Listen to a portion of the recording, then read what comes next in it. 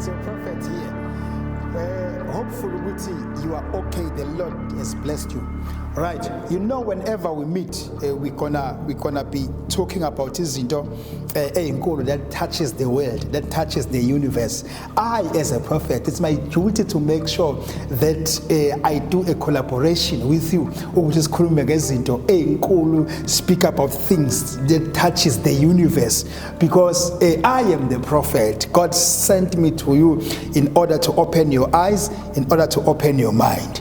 All right, I want us to look at this thing. You know that is going on that is not being told, something that has not been unveiled publicly, but already it is there with internet. Already it is there kwezinye zezindaba eziyimele, but indaba lezi ezinkulu ama ja o-SABC abafuna ukukhuluma ngazo lezi zinto kakhulu. Ngifuna ukukhuluma ngalento eplanwa eJapan. There are two countries that are involved in this thing.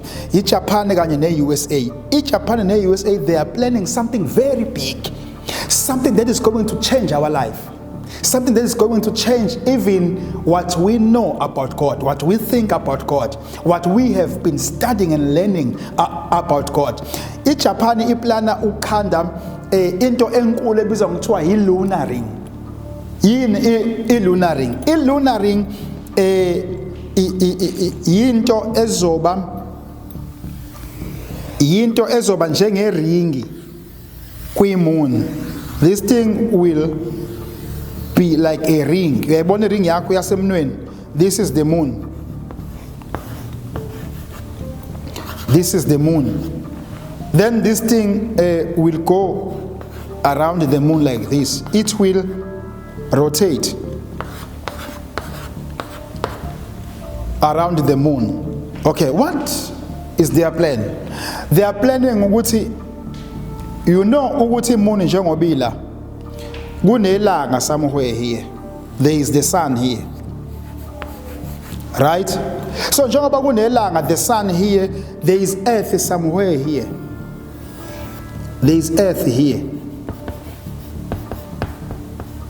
Right? So thina uma sila ku earth sibuka kwi moon, sibona imoon incane. Kanjalo nabala kwi moon bawubona earth umncane. But ilanga is giving us ukukhanya direct kanje, bese kuya ngokuthi umhlaba usucashele ngaphi njengamanje. But into eseduze away from us is the moon. Kunabantu abacabanga ukuthi la kwi-moon bacabanga ukuthi i-moon iyakhanya. I-moon ayikhanyi, kodwa kusuke kuxhopha imisebe yelanga ifike ikhanyisa i-moon. Then leyo msebe yelanga ekhanyisa i-moon bese iyahamba iyo-reflector to the earth. So kusho lokukhanya okumhlophe sikubona kwi-moon kusuke kuyimisebe esuka la kwilanga bese iyasuka lemsebe iza la kwa earth. So ithini iJapan? iJapan ithi bafuna ukukhanda into eyiringi ezopina kanye nemoon kanje. Bathi lento izokwenzani?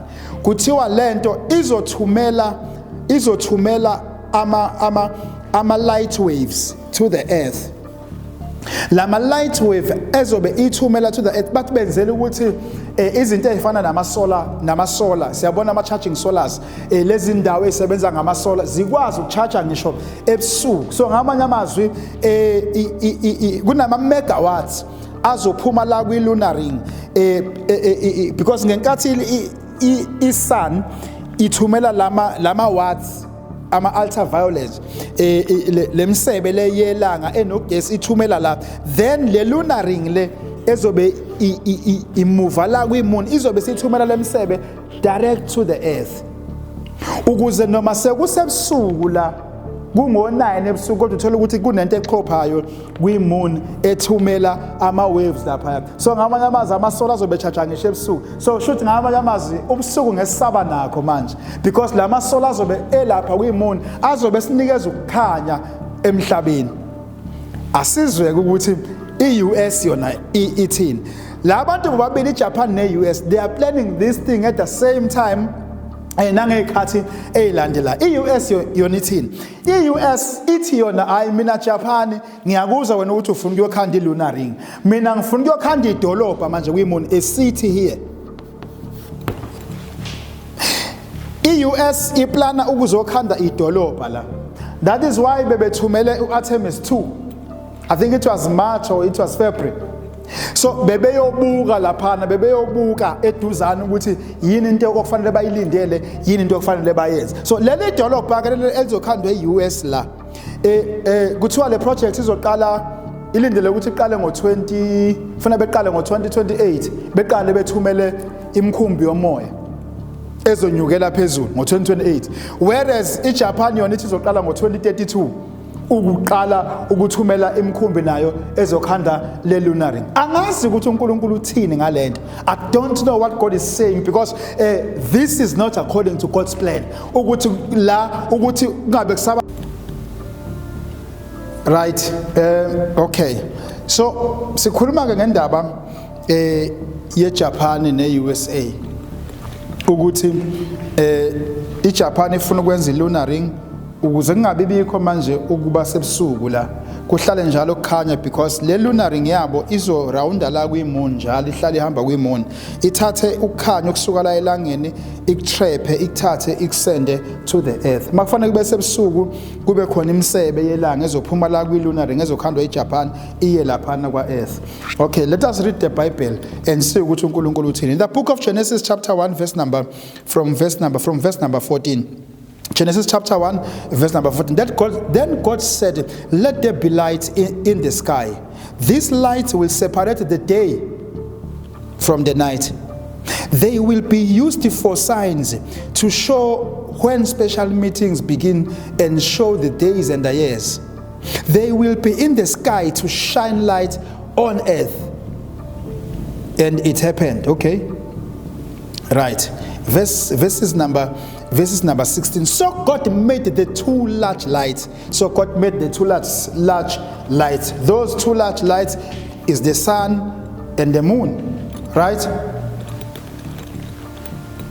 He made the larger light to rule during the day and the smaller light to rule during the night. He also made the stars.